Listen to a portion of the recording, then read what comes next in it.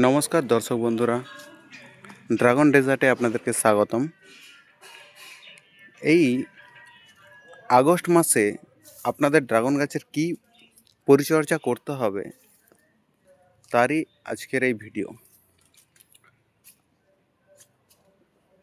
দীর্ঘদিন ধরে বর্ষাকাল থাকাকালীন আপনাদের ড্রাগন গাছ পুরো ফাঙ্গাসে একদম ভরে গেছে।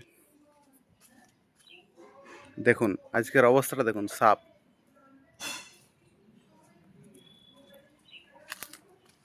ড্রাগন গাছে সাপ। দেখুন আমি হঠাৎ আজকে ভিডিও করতে এসে গাছের উপরে সাপ দেখতে পাচ্ছেন আপনারা। হঠাৎ করে এটা আমি ভিডিওটা বানাতে গেছি, সেই সময় দেখলাম। দেখুন সাপটা কিভাবে আছে, দেখুন আবার চলে গেল। কোথায় চলে গেল কে জানে। সাপটি চলে গেছে ওইদিকে, একদম ঝাঁপ দিয়ে একদম ওই ফুল গাছ দিয়ে নিচের দিকে চলে গেছে। তো আপনারা যদি আপনাদের গাছে প্রচণ্ড ফাঙ্গাসের আক্রমণ হয় বা হয়ে থাকে বা যদি নাও হয়, তো সেক্ষেত্রে আপনারা এই সময়, এই যে ওয়েদার, এই সময় আপনারা অতি অবশ্যই 7 দিন অন্তর আপনারা গাছে ফাঙ্গিসাইড স্প্রে করুন। আপনাদের সেক্ষেত্রে সাব ফাঙ্গিসাইড হতে পারে, বা বাজার থেকে একটু দামি, বা বাজারে বললেই ফাঙ্গিসাইড যদি বলেন আপনারা পেয়ে যাবেন। যে কোনো আপনাদের নিয়ারেস্ট দোকানে যে ধরনের ফাঙ্গিসাইড পাবেন না কেন, সেটি আপনারা স্প্রে করে দিতে পারেন। আপনারা দেখতেই পাচ্ছেন আগে বর্ষাকালে যে সমস্ত ফলগুলি হয়েছিল, অসংখ্য ফল হয়েছিল, সে ফলের সাইজ কিন্তু খুব একটা বড় থাকেনি। স্বাভাবিকভাবেই আপনাদের যে গাছের ট্রেস, সেগুলো কাটিয়ে উঠতে পারেনি প্রচণ্ড বৃষ্টির কারণে। দেখুন এই যে ফলটি, এর সাইজ বলুন, ফলটা মিনিমাম 350 গ্রাম হবেই। তো আস্তে আস্তে ফলের সাইজ আমি দেখলাম যে যেই গাছটিতে আমার ছোট ধরনের ফল দিচ্ছিল, ছোট ছোট, সেই গাছেই কিন্তু আবার 350-400 গ্রামের ফল কিন্তু আমি পাচ্ছি। তো বুঝতেই পারলাম যে বর্ষার জন্য, প্রচণ্ড বৃষ্টির জন্য আমি কিন্তু আমার বাগানে ফলের সাইজ কম হলেও হতে পারে। তো আস্তে আস্তে যখন শীত পড়ছে বা শীতের দিকে এগিয়ে যাচ্ছে, বর্ষাকাল পেরিয়ে, তখন কিন্তু আপনারা দেখবেন আপনাদের বাগানে আপনাদের ফলের সাইজ বড় হবে। লক্ষ্য করে যদি দেখেন, এই ফলটির উপরেও কিন্তু অল্প ধরনের ফাঙ্গাস চলে এসেছে। অ্যাকচুয়ালি কী হয়, আপনাদের গাছের ডালে যদি কোনো ফাঙ্গাস থাকে, সেই ফাঙ্গাসের জল আপনাদের ফলে পড়ে এবং সেই জায়গাটি আপনাদের নষ্ট করে দেয়।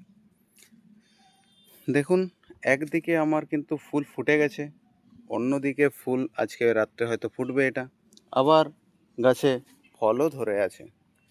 এই তিনটে প্রক্রিয়াই কিন্তু আমার একসাথে চলছে। আপনাদেরও যদি এই ধরনের প্রক্রিয়া যদি চলে, আপনাদের জানবেন গাছ সুস্থ আছে। এবার দেখুন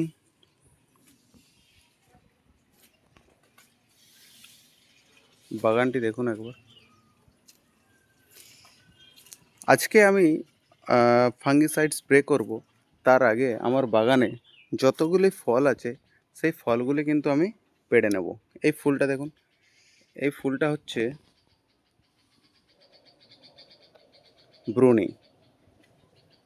ব্রুনির একটা ফুলকেও আমি কিন্তু পলিনেশন করে উঠতে পারিনি। এই ব্রুনি জাতের ফলটা ক্রস পলিনেশন হয়ে থাকে। তো অন্যান্য ফুল না থাকার কারণে আমি কিন্তু পলিনেশন করতে পারিনি। সেক্ষেত্রে আমার গাছে ফুল থেকে ফল হয়নি। আপনাদেরকেও গাছ লাগানোর আগে আপনাদেরকে আগে জেনে নিতে হবে কোন গাছটি self pollination variety. Self pollination variety আপনারা যদি লাগান, বৃষ্টি হোক বা যাই হোক, যদি আপনাদের ক্রস পলিনেশন বা পলিনেশন নাও করেন, আপনাদের ফুলটি ফলে পরিণত হবে। দেখতেই পাচ্ছেন কী হারে ফুল এসেছে। এই অবস্থায় আমি কিন্তু অতি অবশ্যই ফাঙ্গিসাইডের সাথে অল্প পরিমাণে পিঁপড়ে মারা বিষ আমি স্প্রে করব। এক একটি ডালে অসংখ্য, 1খানা 2 3 4 5 6 7 8খানা ফুল এসেছে। এই 8খানা ফুল কিন্তু একটা ডালে কখনোই হবে না, আপনারা সেটা জানেন। এখানে হয়তো 2টো ফল হবে। ওই পাশে দেখুন, এটা হচ্ছে ইসরায়েল ইয়েলো ড্রাগন। এই জায়গাটা একটু পচন লেগে যাচ্ছে।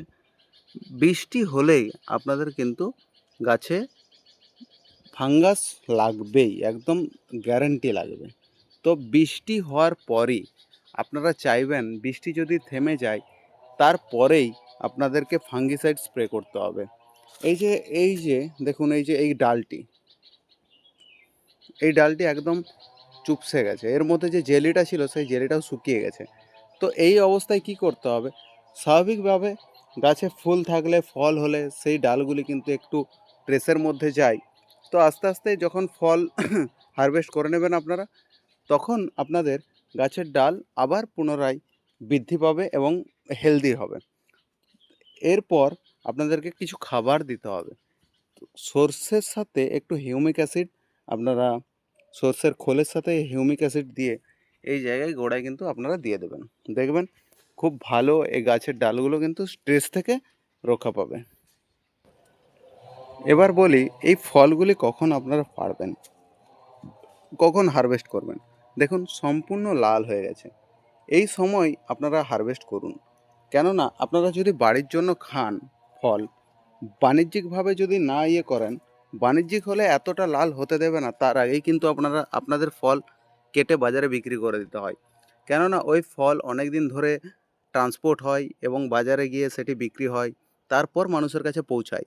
তো একটা অনেক দিনের ব্যাপার থাকে, যদি এত লাল করে দেন তাহলে ফলগুলি কিন্তু পচে নষ্ট হয়ে যায়। তো সেই জন্য আপনাদের যদি বাড়ির জন্য হয়, সেইটা কি করবেন, আপনারা অতি লাল করবেন এবং এই ফলটি ডাইরেক্ট খেতে পারবেন, রাখার কোনো প্রয়োজন নেই। এই ফলটি কিন্তু আপনারা ডাইরেক্ট খাবেন, খুব মিষ্টিই থাকবে। আর ইসরায়েল ইয়েলোর যে ফলটি আছে, এই ফলটি আপনারা কাটবেন, গাছ থেকে হারভেস্ট করার পর বাড়িতে 2 থেকে 3 দিন রাখবেন, রেখে খাবেন।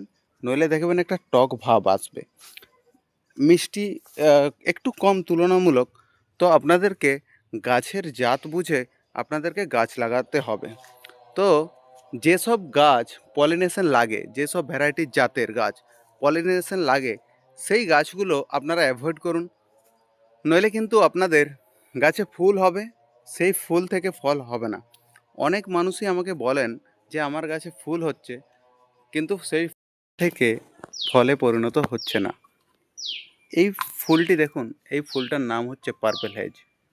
এই ফুলটাও কিন্তু একটি ক্রস পলিনেশনের ভ্যারাইটি।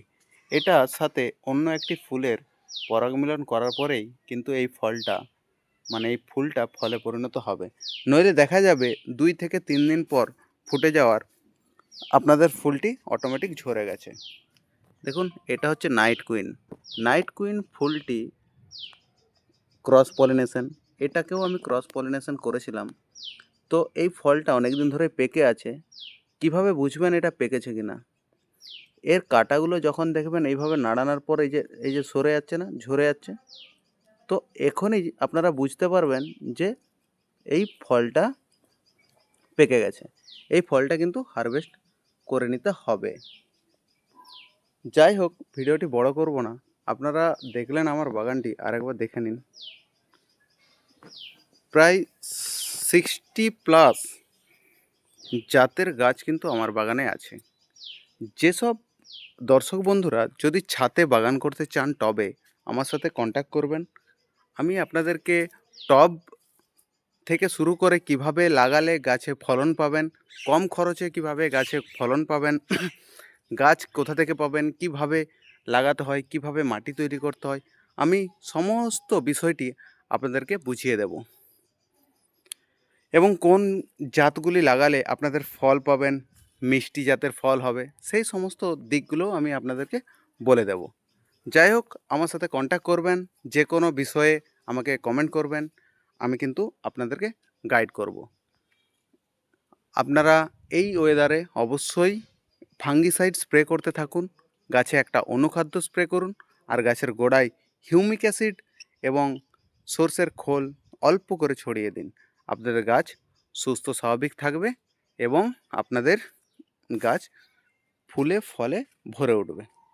ধন্যবাদ।